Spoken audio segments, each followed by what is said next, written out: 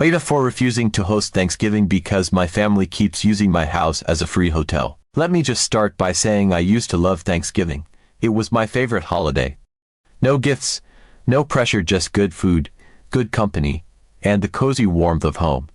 Growing up, my mom always made it feel so special. She'd wake up at the crack of dawn to start cooking. The house would smell like roasted turkey and cinnamon, and the day felt magical. I wanted to recreate that for my own family, and for the first few years of hosting, I genuinely loved it. But now I can't even think about Thanksgiving without my stomach twisting into knots.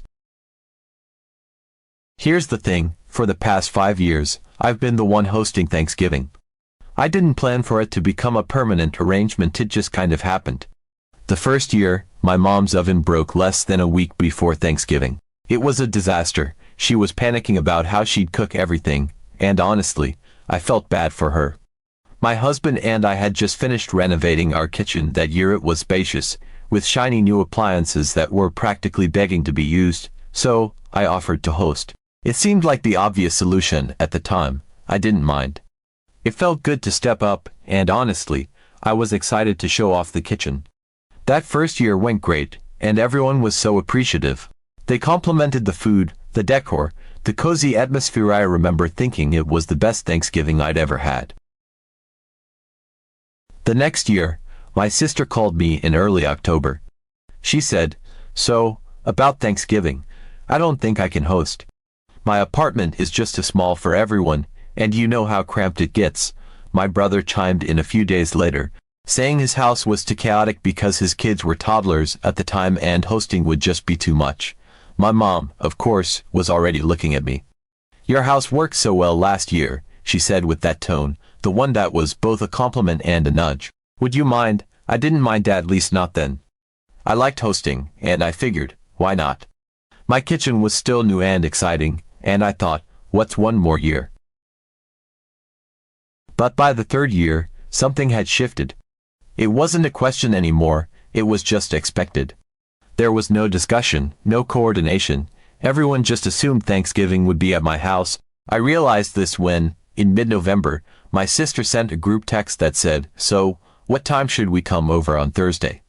My mom followed up with, "Let me know if you want me to bring anything," as if it was already decided. No one asked me if I was okay hosting again. No one considered whether I had the time, energy, or desire to take on the responsibility. It was just happening. Looking back, I can pinpoint that as the moment Thanksgiving stopped feeling like a holiday I hosted out of love and started feeling like a chore. It's not just the cooking or the cleaning, though those are monumental tasks on their own. It's the way my family treats my home like a free Airbnb. They don't just come for the meal, oh no, that would be too simple. My brother and his family show up days early. His kids treat my house like their personal playground. The moment they walk through the door, they're dumping their backpacks, pulling out toys, and scattering their stuff everywhere. My once tidy living room transforms into a war zone of action figures, crayons, snack crumbs, and somehow sticky handprints on every surface. I don't even know what they're eating half the time to make their hands so sticky. It's like they have an endless supply of jelly in their pockets. And my brother, he doesn't help. He sits back, watches the chaos, and shrugs it off like it's no big deal. One year, his kids broke a lamp in the living room. They were tossing a ball around indoors despite me specifically saying not to, and it went flying into the side table. Crash! Glass everywhere. Do you know what my brother said? "Well, kids are kids." That was it. No apology, no offer to replace the lamp, just a casual dismissal, like it was inevitable and I should have expected it. Meanwhile, my sister, she doesn't lift a finger. She arrives hours after she said she would, usually carrying nothing but a small bag and an attitude of complete entitlement. The moment she steps through the door, it's like she's checked into a 5-star resort. She drops her coat on the back of a chair, kicks off her shoes right in the middle of the hallway, and makes a beeline for the couch. Once she's settled in with her feet up, she pulls out her phone and starts scrolling or put on a random show that no one else is watching. It's as if she believes her mere presence is her contribution to the holiday. One year, I'd been in the kitchen since 7 a.m., juggling 3 side dishes, checking on the turkey, and keeping an eye on my brother's kids, who were tearing through the house like caffeinated squirrels. I asked her if she could chop some vegetables for the salad. She gave me the biggest sigh, rolled her eyes dramatically, and said, "Ugh, I'm just here to relax. You know how stressed I've been." Then she flopped back onto the couch as if I'd just asked her to run a marathon. I ended up doing it myself because the vegetables weren't going to chop themselves, but the resentment simmered all day. And my sister doesn't just avoid the work, she actively makes more for me. She leaves her empty wine glasses on every available surface, spills crumbs all over the couch, and has a magical ability to turn a spotless bathroom into a disaster zone in under 5 minutes. One year, she left makeup wipes, hair ties, and God knows what else strewn across the counter like it was her personal vanity. And of course, she doesn't clean any of it up before she leaves. When I point it out or ask for help, she waves me off with, "Relax, it's Thanksgiving." Relax, I don't even know what that means anymore. And then there's my mom, my dear, sweet, overbearing mom. She's the kind of woman who will tell you she's proud of you while simultaneously pointing out everything you're doing wrong. She doesn't mean to be cruel, at least. I don't think she does, but her critiques feel endless. One year, I had worked so hard on the turkey, basting it perfectly every half hour, making sure the skin was golden and crisp. Everyone said it was delicious, everyone except my mom. She said, "It's nice, but it's a little dry. You should really try my recipe next year, it's foolproof." Another year, she spent a full 10 minutes inspecting the tablecloth. Finally, she said, "Are you planning to iron this? It's embarrassing to eat on wrinkles." I had just finished setting the table, and I had to take everything off to iron the damn thing because I couldn't handle the judgmental glances she kept shooting me. She has an opinion about everything, the way I arrange the furniture. "You should really angle the couch more, it's awkward to sit like this, the way I fold the napkins. This is fine, but it would be much more elegant if you did it the way I do." One year, she even complained about the temperature of the house. It was November, and she said, "It's a bit chilly in here. Don't you think it would be more comfortable if you turned up the heat?" I suggested she grab a sweater, and she looked at me like I'd insulted her ancestors. "Well," she said, "a good hostess would make sure her guests are comfortable." Last year, her comment that truly made me want to scream came during dinner. I'd been up since the crack of dawn cooking for a dozen people, and by some miracle, everything came out hot, delicious, and on time. I sat down at the table, finally ready to enjoy the meal, and she turned to me and said, "You're such a good hostess, but a great hostess would make sure the butter is softened before serving." I had been holding it together all day, but that nearly broke me. I plastered on a smile, but inside I was seething. But last year was the breaking point. After days of shopping, prepping, cooking, and cleaning, my husband and I collapsed into bed after everyone finally left. I thought I'd earned a moment of peace, but the next morning, I walked into the kitchen and found chaos. My brother's kids had raided the fridge and eaten the leftover pie I'd specifically saved for my in-laws, leaving nothing but crumbs. I stood there in disbelief, staring at the empty pie tin. When I told my brother, expecting at least an apology, he shrugged and said, "They're kids. What do you expect? No apology, no offer to replace it, just complete indifference." Meanwhile, my mom was sitting at the kitchen table, scrolling through her phone like nothing had happened. She looked up and said, "Can you make me some coffee? I didn't sleep well last night." I was standing in the middle of the disaster zone that was my kitchen, pots and pans everywhere, counters smeared with gravy, sticky floors from spilled cranberry sauce, and she wanted coffee. My sister, of course, was lounging on the couch in the living room, watching some Hallmark movie, completely oblivious. My husband and I spent the next 2 hours cleaning up while everyone else relaxed. When I finally said something about how no one had helped, my sister rolled her eyes and said, "Well, you're the one who wanted to host." That was it. That was the moment I snapped. I decided right then and there that I was done. I was exhausted physically, mentally, emotionally, and I knew I couldn't do it again. Hosting had stopped being something I loved and had turned into something I dreaded. It wasn't even about the cooking or the cleaning anymore. It was the entitlement, the lack of respect for my time and my home, and the way my family had started treating my efforts as something they were owed rather than something I was offering out of love. This year, I told myself, things were going to be different. I wasn't hosting, period. Back in September, I brought it up. I gave everyone plenty of notice because I thought naively that if I explained how I felt, they'd understand. I suggested we rotate hosting duties, or, if no one wanted to take it on, we could do something different this year, like going out to a restaurant. It felt like a fair compromise, but the moment the words left my mouth, the backlash started. My mom was the first to speak up, and of course, she made it personal. Selfish, she called me. Your house is the most comfortable, she said, as though that alone made it my permanent responsibility. I tried to explain that I needed a break, that hosting had become overwhelming for me, but she brushed it off, saying, "It's just one day. You're overthinking it." Then came my sister, who flat out refused to even consider the idea of hosting. "My apartment is way too small for everyone," she said, as though she hadn't spent the last 5 years sprawled across my couch without a care in the world. She didn't offer to help find another solution, or even take on a smaller part of the workload. Just a hard no. My brother wasn't any better. He claimed he was too busy with work, saying, "I just don't have the time to take on something like that right now." I couldn't help but laugh at the irony. Did they think I had endless time, that my life was somehow less busy, less demanding than theirs? Still, I stood my ground.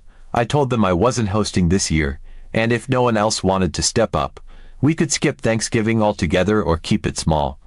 I tried to be firm but fair, thinking that if I set clear boundaries, they'd respect them. But I underestimated how far they'd go to make me feel guilty. Since then, the guilt trips have been relentless. My mom has perfected the art of the passive-aggressive text, sending me messages like, "Thanksgiving just won't be the same without you, and it's sad to think about breaking a family tradition like this." Every time my phone buzzes, I brace myself, knowing it's probably another thinly veiled attempt to manipulate me. My brother, who swore up and down last year that he'd help more, has suddenly found his voice again, promising again to pitch in this year if I change my mind. I've heard it all before. His version of helping is throwing together a last-minute side dish and disappearing to watch football while I do the heavy lifting. And then there's my sister. She's taken a different approach, opting for sarcasm and snide comments in the family group chat.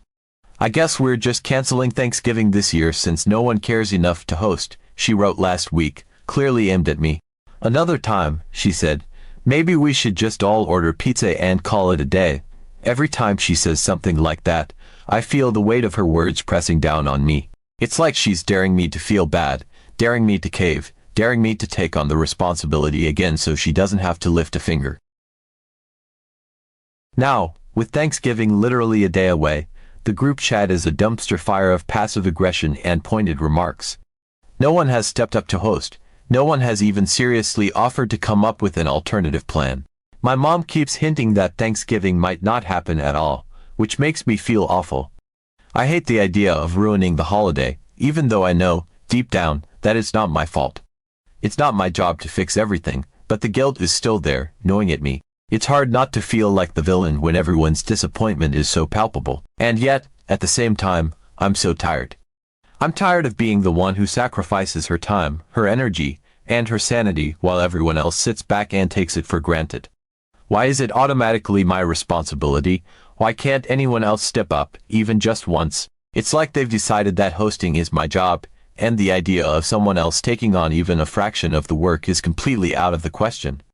I don't understand how they can be so blind to how much they're asking of me or how little they're willing to give in return.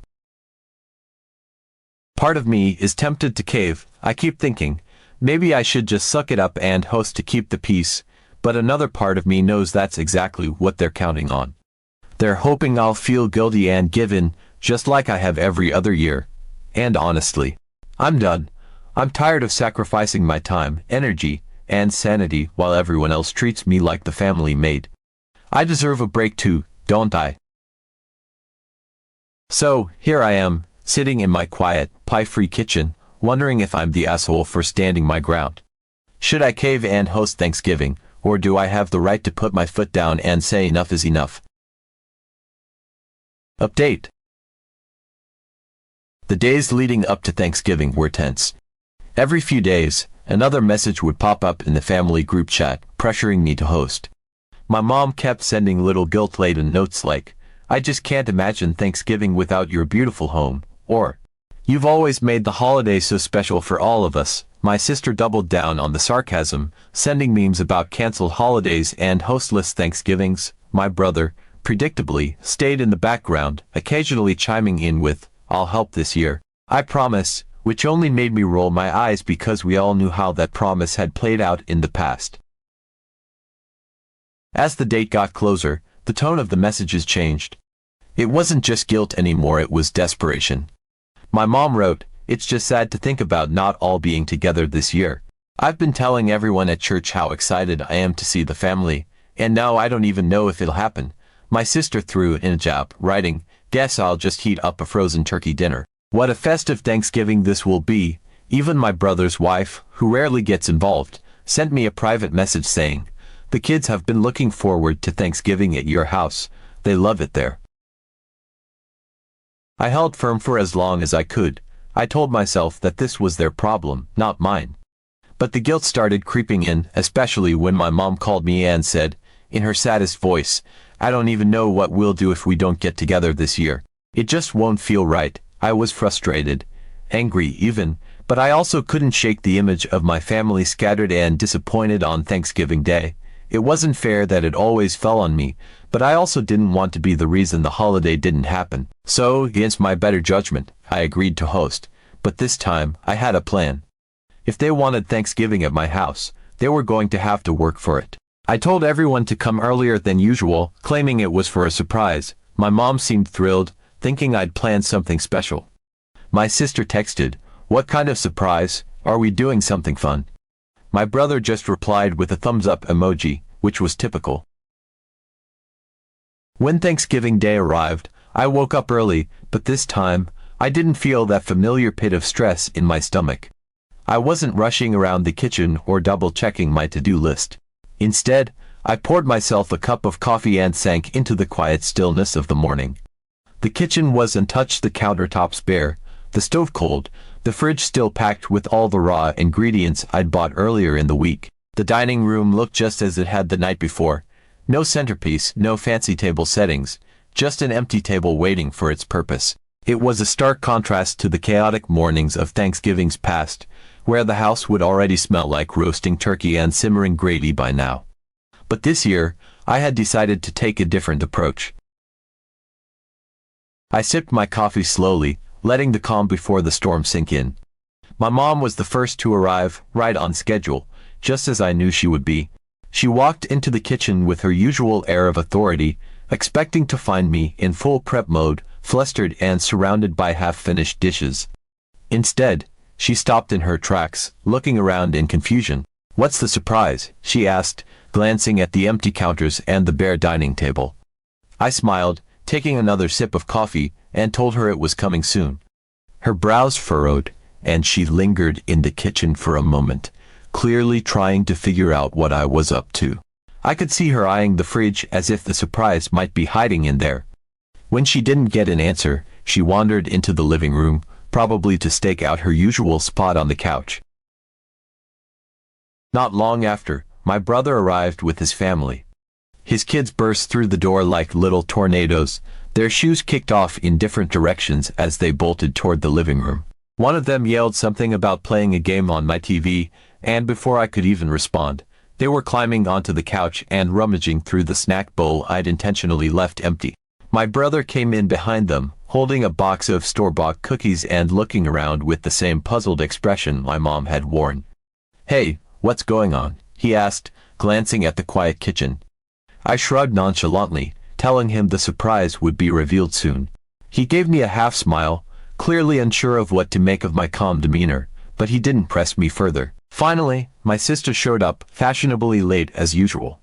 She stepped inside with her typical air of annoyance, clearly irritated about being asked to come earlier than usual. She dropped her bag on the floor and flopped onto the couch, pulling out her phone and scrolling like she hadn't a care in the world. After a few minutes, she looked up and wrinkled her nose. "Why doesn't it smell like anything?" she asked, waving her hand dramatically. "Aren't you cooking yet?" Her tone was equal parts confusion and entitlement, as if the very idea of a silent kitchen offended her. I just smiled and told her not to worry about it. When everyone was finally there, I stood in the middle of the kitchen and dropped the bombshell. I handed out tasks as though I were the manager of a bustling restaurant. My mom was assigned to peel potatoes and prep the stuffing, a role she couldn't argue with, given her self-proclaimed expertise in doing things the right way. My brother, much to his dismay, was put in charge of the turkey. His wife, who usually managed to stay out of the fray, was tasked with making a pie from scratch, a job that clearly surprised her. Even the kids didn't escape my plan. I handed them napkins, plates, and utensils and told them to set the table. Their protests were met with a firm smile, and they reluctantly shuffled off to the dining room. Predictably, the loudest resistance came from my sister. She looked at me like I'd grown a second head when I handed her a cutting board and a pile of vegetables to chop. "I didn't come here to work," she announced, folding her arms like a petulant teenager. She repeated it several times, as though saying it enough would make it true. But I stood firm. I told her that if she wanted to eat, she'd have to contribute. For a moment, I thought she might actually leave. She put her phone down and stood up, looking genuinely offended. But after a lot of grumbling and dramatic sighs, she finally grabbed the knife and started chopping, though not without muttering under her breath about how unfair it all was. The house slowly came alive with activity, and honestly, I loved it. For the first time in years, I wasn't running around like a madwoman trying to do everything myself. The sound of my mom peeling potatoes, the kids clinking plates in the dining room, and even my sister's occasional grumbles felt like music to my ears. My brother complained about how long the turkey prep was taking, but I reminded him with a sweet smile that it was his turn to contribute. His wife kept asking for clarification on the pie recipe, clearly uncomfortable with baking from scratch, but she stuck with it. Even my mom, who always had something to say about my methods, was too busy peeling and chopping to offer more than a few critiques. And my sister, well, she took more breaks than anyone else, scrolling on her phone whenever she thought I wasn't looking, but every time I reminded her to get back to work, she sighed dramatically and did it. For the first time in years, I felt in control. Thanksgiving wasn't just on my shoulders. It was a shared effort, and the best part, I wasn't stressed. I wasn't exhausted or resentful. I was enjoying myself, watching my family realize for the first time just how much work went into making this holiday happen. When everything was finally ready, the house smelled amazing, and the table was beautifully set, not because I'd done it all, but because everyone had contributed. We sat down to eat, and for the first time in years, I actually enjoyed the meal. I wasn't exhausted, and I didn't feel resentful. I even caught myself smiling as my family laughed and talked, finally understanding just how much work went into the holiday they'd always taken for granted. After dinner, when everyone started to scatter, I made my next move. I told them that if they wanted dessert, they'd have to help clean up. The looks on their faces were priceless. My mom looked scandalized, my brother laughed like I was joking, and my sister flat out refused. But I didn't back down. I handed out dish towels and soap, and eventually, after some grumbling, they got to work. Watching my brother scrape plates and my sister wash wine glasses felt like poetic justice. For once, they were experiencing what I'd gone through every year. When everything was finally done, we sat down for dessert, and that's when the complaints started. My mom said she'd been expecting a real surprise and that she was disappointed the surprise was just work. My brother joked that he'd never seen a Thanksgiving like this before. My sister outright said, "If this is what Thanksgiving is going to be like, count me out next year." That's when I told them I didn't plan to host next year. The room went silent. My mom immediately said, "Well, who else is going to do it? You're the only one with the space." My sister claimed she wouldn't have the time, and my brother said his work schedule was too hectic. I told them that if they wanted me to host again, they'd have to help from start to finish, no complaints. Otherwise, they'd need to find someone else or skip the holiday altogether. No one knew how to respond. My sister looked irritated, my mom seemed shocked, and my brother just shrugged, but I didn't care. For the first time, I felt like I had taken back control of Thanksgiving, and honestly, it felt amazing.